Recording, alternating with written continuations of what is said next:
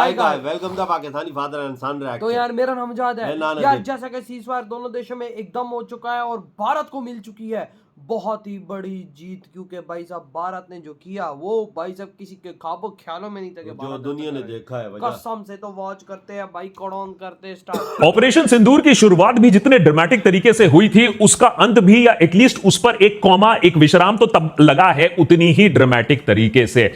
इससे पहले कि पाकिस्तान की सरकार या भारत सरकार कोई अनाउंसमेंट करती, डोनाल्ड ट्रंप का ट्वीट आता है, पूरी दुनिया को बताया जाता है कि डोनाल्ड ट्रंप ने और वो ट्रंप एडमिनिस्ट्रेशन ने पूरी रात बर्बाद की है भारत सरकार और पाकिस्तान सरकार के साथ, और दोनों सरकारों ने इस बात को मान लिया है कि अब इस चीज पर एक पॉज लगा दिया जाए, एक सीज फायर कर दिया जाए। जो 4 दिन से जो कॉन्फ्रंटेशन चल रहा था, जो 4 दिन से एक दूसरे पर जो हमला चल रहा था, ऑपरेशन सिंदूर के बाद जो गन्स और जो ड्रोन्स और जो स्ट्राइक्स का जो एक सिलसिला चल रहा था, उसे अभी के लिए रोका जाए। So it is a pause as of now. अभी के लिए एक पॉज है, एक विश्राम है। अब इसके बाद क्या होता है, सीज फायर मेंटेन होता है या नहीं, वो अपने आप में एक बहुत बड़ा सवाल है। भारत सरकार ने एक क्विक प्रेस ब्रीफिंग करके यह बात को स्पष्ट कर दिया कि दोनों मिलिट्री हेड्स ने आपस में बात कर लिया है और 5 बजे से सीज फायर ऑलरेडी इंपैक्ट में आ चुका है। It is already in motion.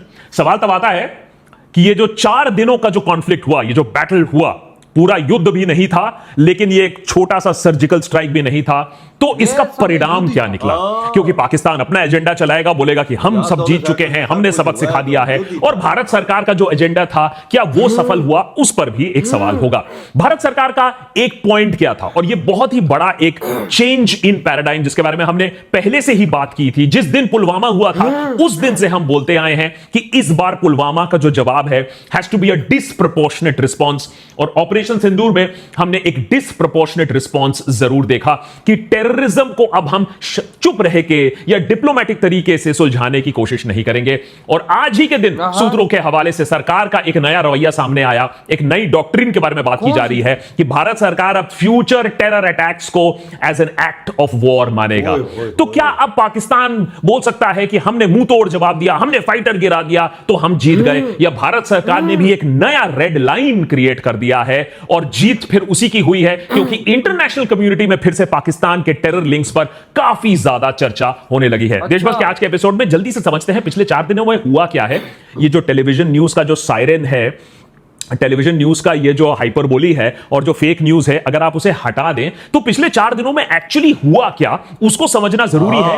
क्योंकि अल्टीमेटली भारत और पाकिस्तान ने एडमिट क्यों किया या अग्री क्यों कर गए ये यूएस प्रस्ताव के साथ, क्योंकि Pakistan also had to lose a lot, और भारत सरकार के लिए भी indefinite war is not a good solution, क्योंकि उसको तो एक मैसेज भेजना था जो उसने पहली रात को ही भेज दिया था। आइए समझते हैं पिछले 4 दिनों में हुआ क्या। सबसे पहले तो obviously operation Sindoor which came as a huge shock, क्योंकि यहां तो ड्रिल्स की तैयारी हो रही थी और उसी रात को सर्जिकली हमने no terror camps, no terror infrastructure को across the line of control and across the international border. अब एलओसी के अक्रॉस तो हमने पहले भी सर्जिकल स्ट्राइक किए थे, लेकिन इस बार, और मैं इसलिए कह रहा हूं नया पैराडाइम, नया मैसेजिंग, ये बहुत इंपॉर्टेंट चीज है। और शायद टेलीविजन न्यूज भी इस चीज पर उतना फोकस नहीं कर पाई, क्योंकि हम तो कराची पोर्ट उड़ाने में ही इतना बिजी रहे थे, जबकि जियो स्ट्रेटेजिकली, जियो पॉलिटिकली एक नया पैराडाइम जो खोल दिया गया कि हमने कहा कि बहावलपुर में जाकर हम ये तो आपका एलओसी है, लेकिन ये तो आपका आईबी है।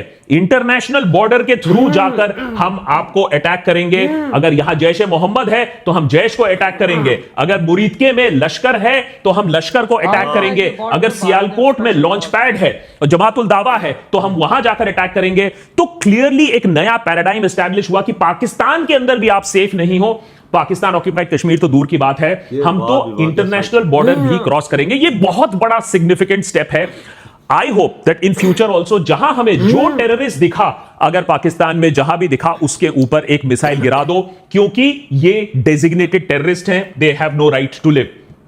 ऑब्वियसली पाकिस्तान ने भी उसके बाद अपना हमला शुरू कर दिया। सबसे पहले पाकिस्तान ने अपने जो हेवी आर्टिलरी है उसको खोल डाला, और heavy tank, heavy armour, heavy ammunition से तंगधर, बारामूला, उड़ी, पूंछ, रजौरी पूंछ खासकर की बहुत बुरी तरीके से पाकिस्तानी शेलिंग का शिकार होता है। 15 लोगों की मौत होती है। सिविलियंस, गुरुद्वारा, तो क्लियरली पाकिस्तान को उतना कोई फर्क नहीं पड़ता है हमें मिलिट्री या नॉन मिलिट्री टारगेट को स्ट्राइक करना है, हमें जो मिलेगा हम स्ट्राइक करेंगे। तो सिविलियन लाइफ का उतना कोई रिस्पेक्ट था नहीं जहां तक हमें देखा। इंडिया ने भी कहा कि अगर आप अब हमारे मिलिट्री और नॉन मिलिट्री एसेट्स को स्ट्राइक करोगे तो हम भी आपके एरिया में जाकर आपके डिफेंसेस टेस्ट करेंगे। और एज अ डेमोन्स्ट्रेटर मेरे ख्याल से तो लाहौर में जाकर सीधे दिखा दिया कि हम आपका लाहौर में घुस के आपके एयर डिफेंसेस को डिसेबल कर सकते हैं। और across the line of control and international border भी हमने उनके एयर डिफेंस को टेस्ट किया अपने ड्रोन्स भेजकर ऑन द सेकेंड डे। तीसरे दिन और यहां से सिचुएशन और भी ज्यादा एस्केलेट होने लगती है। तीसरे दिन जो रात को जो अनमैन्ड एरियल ड्रोन्स हैं, मिसाइल स्ट्राइक्स हैं, वो बढ़ने लगती है। वो हमारे डिफेंसेस किस तरीके से 50 से ज्यादा एरियल ड्रोन्स भेजकर श्रीनगर से पूरा का पूरा इंटरनेशनल बॉर्डर नीचे तक उन लोग आदमपुर से, भटिंडा से लेकर लुधियाना से लेकर जम्मू के ऊपर रात में इतने सारे फुटेजेस सामने आए कि किस तरीके से पाकिस्तानी ड्रोन्स हमारे टेरिटरी में घुस रहे थे और हमारी डिफेंसेस को टेस्ट कर रहे थे, जो कि ऑफ कोर्स हमने भी अच्छी तरीके से रिपेल किया उन्हें kinetic, non kinetic, anti drone measures लेकर, चाहे वो, और ऑफ कोर्स हमारी जो एयर डिफेंसिव सिस्टम है उसे भी अच्छी तरीके से टेस्ट किया गया। बराक हो, S-400 हो, अच्छी तरीके से, और आकाश सिस्टम्स हो, उन्हें भी अच्छी तरीके से टेस्ट किया गया। लेकिन अगर आप देखें कि the scope of the attack, कि कितने सलीके से और कितने डेप्थ तरीके से और पाकिस्तान ने सोचा कि हम पूरे के पूरे डिफेंसेस टेस्ट करेंगे, इसीलिए श्रीनगर से लेकर, जम्मू से लेकर, लुधियाना से लेकर भुज तक, पूरे गुजरात तक इन लोग ने ये टेस्टिंग करने की कोशिश की। और थर्ड, जो तीसरे रात को सिचुएशन और भी ज्यादा एस्केलेट होने लगी जब उन्होंने 300 से भी ज्यादा ड्रोन्स हमारे तरफ भेजे। हमारे डिफेंसेस, हमारे जो एयरपोर्ट्स हैं, जो मिलिट्री बेसेस हैं, उन्हें टारगेट करने की कोशिश की। और इंडिया ने भी जवाबी कार्रवाई में अपने ड्रोन्स भेजकर पाकिस्तान के डिफेंसेस को भी निस्तनाबूद और उनके डिफेंसेस को भी शैटर करने की कोशिश की। मेरे ख्याल से सिचुएशन फर्स्ट 3 नाइट्स का उतना नहीं था जितना कि लास्ट नाइट का था, the fourth night after operation Sindoor. और मेरे ख्याल say that is when America भी कहा कि भैया अब सिचुएशन आउट ऑफ कंट्रोल हो रहा है, हमें अब बातचीत करनी होगी, हमें दोनों न्यूक्लियर पावर्स को अब रिस्ट्रेन करना होगा। क्योंकि जो हमने चौथी रात को देखा वो situation was completely ageing towards a war. और मैं इसलिए ये कह रहा हूं क्योंकि जो तीसरे और दूसरे रात को देखा गया था कि उन लोग हमारे डिफेंसेस को टेस्ट कर रहे थे और हम पाकिस्तान के डिफेंसेस को टेस्ट कर रहे थे। लेकिन इसके बाद उन लोग ने जो 300 से भी ज्यादा यूएवीज भेजने की कोशिश की, हाई स्पीड मिसाइल दागने की कोशिश की पंजाब में, श्रीनगर, उधमपुर, पठानकोट, भटिंडा, आदमपुर, हमारे सारे मिलिट्री एयरपोर्ट्स पर जो अटैक करने की कोशिश की इन a systematic way, even in भुज। तो यह दिखा रहा था कि पहले उन लोग टेस्ट कर रहे थे हमारी एयर डिफेंसेस और उसके बाद प्रोग्रेसिवली और भी ज्यादा गोलाबारी और बमबारी करने की कोशिश कर रहे थे। श्रीनगर में, अवंतीपुरा में, उधमपुर में स्कूल्स और अस्पताल तक को नहीं छोड़ा गया था। तो यह बात बार बार भारत सरकार भी बोलते आई है कि एक जंग है आपके तरफ, लेकिन दूसरी तरफ आपको सिविलियन लाइफ का कोई भी रिस्पेक्ट नहीं है। जानबूझकर Pakistan along the line of control and international border civilian aircraft उड़ा रही है, जिससे हम जवाब ना दे पाए, या फिर अगर जवाब दे तो गलती से कोई पैसेंजर एयरक्राफ्ट में लग जाए। तो किस चीज को देखिए धीरे धीरे एस्केलेट करने की कोशिश हो रही है और डर्टी गेम्स खेले गए हैं, वो चीज भी सरकार ने क्लियरली स्टेट किया था अपने प्रेस कॉन्फ्रेंस में। और फोर्थ नाइट को ही सरकार ने भी अपनी जवाबी कार्रवाई में देखिए कैसे चकाला में, मुरीद में, नॉट ओनली दैट, बोला तो जा रहा है कि सियालकोट तक भी हम पहुंच गए हैं। सियालकोट के रनवे पर अगर आप सैटेलाइट फोटोज देखें तो खबर यह भी आ रही है कि सियालकोट के रनवे को भी डैमेज किया गया है। तो कहीं ना कहीं सरकार ने भी बोला कि हम पीछे नहीं हटने वाले हैं, अगर पाकिस्तान कुछ करेगा तो हम उसका उतना ही प्रोपोर्शनेट, तो definitely may be disproportionate also, लेकिन प्रोपोर्शनेट रिस्पॉन्स और जवाब तो दिया जा रहा था very clearly. Pakistan in the mean time उन्होंने भी अपने हेवी आर्टिलरी खोलकर कुपवारा, बारामूला, राजौरी, पूंछ, ये 4 दिन से ये जो बैटरिंग चलती आई है वो भी काफी दिनों से और काफी देरी से चलती आई है। तो ये सिचुएशन था। अब इसके बीच में पाकिस्तान क्लेम कर रहा है कि हमने इतने फाइटर गिरा दिए, इंडिया क्लेम कर रहा है कि हमने ये गिरा दिया। मैं अनकंफर्म्ड रिपोर्ट्स पर नहीं जा रहा हूं, मैं सिर्फ आपको कंफर्म्ड रिपोर्ट्स बता रहा हूं कि ये ऐसा हुआ है। नैरेटिव स्पिनिंग इसके ऊपर चलती रहेगी। पाकिस्तान बोलेगा कि ये इतिहास में युद्ध लिखा जाएगा, हम बोलेंगे ये इतिहास में लिखा जाएगा। समझना आपको है कि भारत का एजेंडा क्या था। भारत का एजेंडा था to clearly redraw a line on terrorism, और मेरे ख्याल से वो लाइन हमने रीड्रॉ डेफिनेटली कर ली है। तो अगर आप मुझसे पूछोगे कि ये जो बैटल है, मैं वॉर नहीं बोलूंगा, लेकिन ये जो बैटल है, स्कर्मिश है, फाइट है, ये जीता किसने? भारत सरकार का एक बहुत दिनों से, बहुत सालों से एक प्रॉब्लम रहा है कि जब कोई टेरर अटैक होता है तो हम या तो डिप्लोमेटिकली हैंडल करने की कोशिश करते हैं, जैसा कि 26/11 के बाद किया। उसमें सफलता धीरे धीरे मिलती है, लेकिन बहुत कम ही मिली है। उसके बाद हमने सर्जिकल स्ट्राइक का एक ऑप्शन देखा, उरी के बाद, पठानकोट के बाद, कि पुलवामा के बाद, कि नहीं, कोशिश करते हैं कि एक सर्जिकल स्ट्राइक करें, लिमिटेड स्ट्राइक करें, लेकिन पाकिस्तान को एक मैसेज दें, उनके टेरर हाइडआउट्स को एक मैसेज दें कि ये एक्सेप्टेबल नहीं है। लेकिन अब पहलगाम के बाद यह समझ में आ गया कि सर्जिकल स्ट्राइक से भी काम नहीं चलने वाला है, और इसीलिए जो क्रॉस बॉर्डर इंकर्जन हुआ है, 9 जगह जो मिसाइल से मारे गए हैं लोग, वो एक नया पैराडाइम चैप्टर खोलता है। अब इसमें लोग बोलेंगे लेकिन पाकिस्तान ने भी तो ये किया, तो ऐसा तो नहीं था, और मेरे ख्याल से कोई एक्सपेक्ट भी नहीं कर रहा था कि पाकिस्तान हाथ पर हाथ धरा बैठा रहेगा। Pakistan was supposed to respond, it did respond. लेकिन जो लाइन भारत सरकार ने नया खींचा है कि अब अगर आप कोई टेरर अटैक करोगे तो उसका डिप्लोमेटिक जवाब नहीं मिलेगा, उसका सर्जिकल स्ट्राइक जवाब नहीं मिलेगा, उसका मुंह तोड़ जवाब मिलेगा, and it will be regarded as an act of war. चाहे वो अमेरिका हो, चाहे वो चाइना हो, या फिर वो पाकिस्तानी डीप स्टेट हो, पाकिस्तानी आर्मी हो, उसे ये बात समझनी पड़ेगी कि अब जो परिभाषा है एक टेरर अटैक का, उसे as an act of war लिया जाएगा। ये अपने आप में एक बिग विक्ट्री है। दूसरी बात, अगर पाकिस्तान इतना कॉन्फिडेंट था, अगर पाकिस्तान इतना सुपीरियर था, तो उसने फिर बात क्यों मानी डोनाल्ड ट्रंप की? उसने क्यों बोल दिया कि चलिए सुलह कर लेते हैं, फोन पर बात कर लेते हैं, सीज फायर कर लेते हैं? वो इसलिए क्योंकि पाकिस्तान को भी मालूम है उसके फाइनेंशियल रिसोर्सेज बहुत ही बुरी तरीके से स्ट्रेच्ड हैं, और ना China openly beyond a certain point of time उसे सपोर्ट करेगा। अभी के लिए सपोर्ट किया, चलो अच्छी बात है, लेकिन इंडेफिनेटली नहीं करेगा, और आपको तो लोन ले लेकर काम चलाना पड़ रहा है। जो इंटरनेशनल आईएमएफ ने भी अभी आपको लोन मुहैया कराया, उसी से आपका काम चलेगा। दूसरी तरफ भारत सरकार के लिए भी एक लॉन्ग ड्रॉन वॉर से कोई फायदा नहीं है। अगर आप पाकिस्तान जैसे मिलिट्री स्टेट से आप लड़ाई करने जाओगे तो फिर अपना ही पैसा जाएगा। कुछ ही दिन पहले की अगर अभी लेटेस्ट अगर रिपोर्ट की बात करें रॉयटर्स की, तो हमने $83 बिलियन तो ऐसे में ही गवा दिए हैं इन 4 दिनों के चक्कर में। तो सोचिए, इंडिया के लिए जो इकोनॉमिकली ज्यादा पावरफुल है, उसके लिए टू लूज और भी ज्यादा होगा। पाकिस्तान की हालत तो वैसे में भी काफी खस्ता है।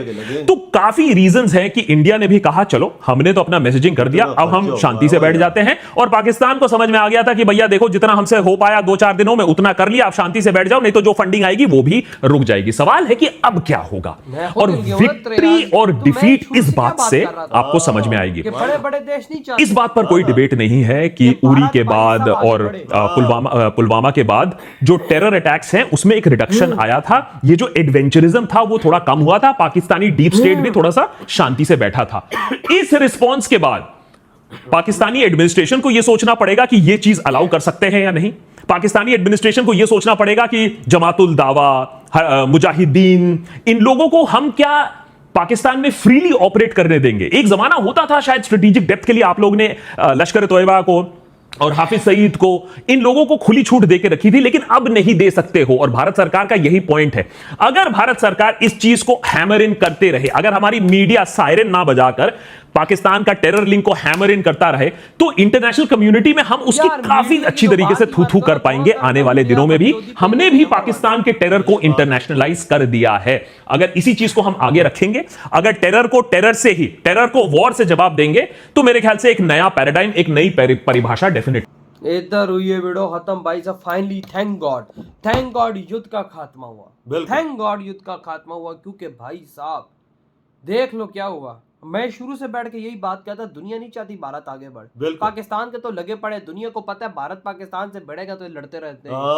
ये तो हमें लड़ते रहे। भारत को 4 दिनों में $83 बिलियन का लॉस हुआ है। देख ले यहाँ पे वो 4 दिनों यार, उसको इससे फर्क नहीं पड़ता, लेकिन इन लॉन्ग टर्म में बहुत बड़ा फर्क पड़ सकता। यार हमारा तो हाल तो आपको पता है क्या है। हम तो भाई साहब आगे खड्डे में घुसे पड़े हैं। हाँ लेकिन भाई साहब एक ऐसा ऑथेंटिक ये वीडियो देखने को मिला कि भाई इसको फाइनली देखने में मजा आया, और वाकया। बातें हम आज बिल्कुल क्लियर रखेंगे भाई साहब, क्योंकि युद्ध इस टाइम खत्म हो चुका है। बिल्कुल। भारत ने प्रॉपर बोल दिया अगर दोबारा हम पे आतंकी हमला होता है तो भाई साहब ये एक्ट ऑफ वॉर है, हाँ। और भाई हम फिर छोड़ने वाले नहीं। बिल्कुल। तो भाई साहब युद्ध ये आखिरी मौका है। हाँ, युद्ध दोनों तरफ से हुआ है भाई साहब। यहाँ से भाई साहब वहां से भारत भी ड्रोन भेज रहा था, ये भी भेज रहे थे। ओ यार, 300 ड्रोन इन्होंने भेजे कि ताकि भारत के डिफेंस को चेक किया जाए कि भाई कितना एक्टिव है। हाँ ना, फिर चेक किया ना, देख ले ना, मारे कैसे गिरे। भाई हाँ भाई भारत ने गिराए हैं, हाँ, भारत ने और गिराए इंडिया हैं। के डिफेंस सिस्टम आगे खड़े फिर हुए। उसके बाद पाकिस्तान ने आज सुबह मिसाइल्स फायर कर दी, उसके बाद फिर भारत ने भाई साहब यहाँ के एयर बेसिस पे अटैक कर बिल्कुल। दिया। भाई साहब पागलों की तरह दोनों, हमने कहा भाई साहब युद्ध आज लगता है इन दोनों देशों ने आज ही खत्म करना है, यार। जिस तरह ये पागलों की तरह आपस में लड़ यार पड़े जो थे। आज मिसाइल फायर हो रहे थे, मुझे तो कसम चाह के बोलता हूँ, मुझे यकीन, हमारे ऊपर से मिसाइल हाँ। गुजरी है,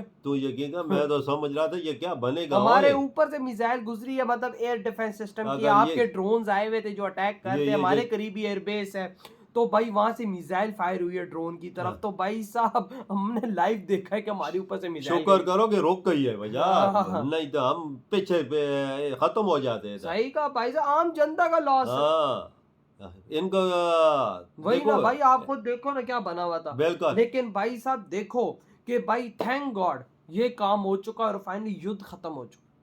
अब मैं तो बोलता हूँ मिल बैठ के वो मसले हल कर मैं लें। यार मैं टू बी ऑनेस्ट यार बात तगड़ी करूंगा, इन कुत्ते के बच्चे इन सुअरों को दोनों मिलके खत्म करो यार। मैं पाकिस्तान से भी ये विनती करूंगा और मैं भारत से भी ये विनती करूंगा, एक टेबल पे बैठ के इन हराम जादों को मिलके खत्म करो। बिल्कुल, और सर में मारो। भारत को भाई भारत को बोलना चाहिए, भाई पाकिस्तान को भी चाहिए कि मीटिंग इमरजेंसी मीटिंग रखो, इनके साथ बैठो, उनको बोलो लिस्ट दो भाई सब किस किस पे शक है। हाँ। हम आपको वो भाई सब और हमें प्रूफ दे दो कि इन बंदों ने ये काम किया है, तो भाई हम तुम्हें वापस करते हैं, बात खत्म। हाँ, मैं कहता हूँ कि दोबारा से दोनों देश एक हो जाएंगे। बिल्कुल। लेकिन वही बात है ना कि भाई साहब इस बकचोदी को खत्म करना पड़ेगा दोनों देशों को, तभी भाई ये खत्म ये होगा। चीजें खत्म होगी तभी मसले का हल निकलेगा वही ना, ना। मसले दुनिया- का हल तभी निकलता है कि दुनिया- कोई भाई, बीच की। खास तौर पे चाइना नहीं चाहता भारत आगे बढ़े। बिल्कुल, और दुनिया के देश नहीं चाहते इंडिया आगे निकले वजह। क्यों? जारी बात क्यों? इंडिया तरक्की कर रहा है और पहुंच चुका है उस मकाम पे जो दुनिया देख रही है। तेरी बात है। और हाँ भाई ना? आप देखो और ये जलवा और ये